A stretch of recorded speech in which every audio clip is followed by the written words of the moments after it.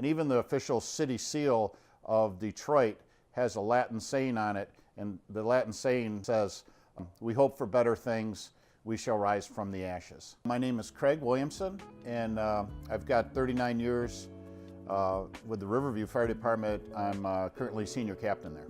Detroit is an old city. It was founded in 1701, and for probably the first 100 years of the city, they didn't have an organized fire department. They had a thing called bucket brigades, and usually each house had a bucket, like a leather bucket, and when there was a fire in the small city at the time, Detroit was more of a frontier town, right by the river, they would line people up in a row, they would dip the buckets in the river and then pass them down the row and actually throw a bucket of water on the fire. So after that, the bucket brigades in the city started getting larger and larger, and it was, getting away from the river. They weren't effective anymore. So there was a lot of volunteer fire companies, completely like just neighborhoods would have a hand pump, and it was more, there was really no training. It was more of a social club, and they didn't work together. It was not very effective, but it's all they had.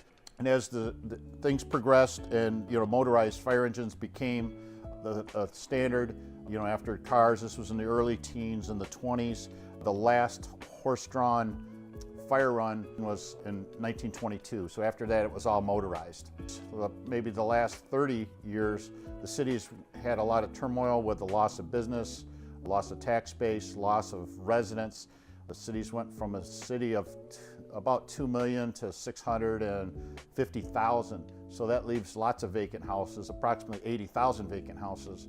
So about 90% of their fires are arson. Detroit is one of the busiest per capita or per firefighter fighting actual fires than any other city in the country. So fire has been a big part of the city for a long time. I always wanted to have a job that I could make a positive difference in somebody's life. Being a fireman, you see people's best days and people's worst days. And a lot of times you're there at the right moment, and you just happen to be in the right place at the right time, and you're able to help and make a big difference.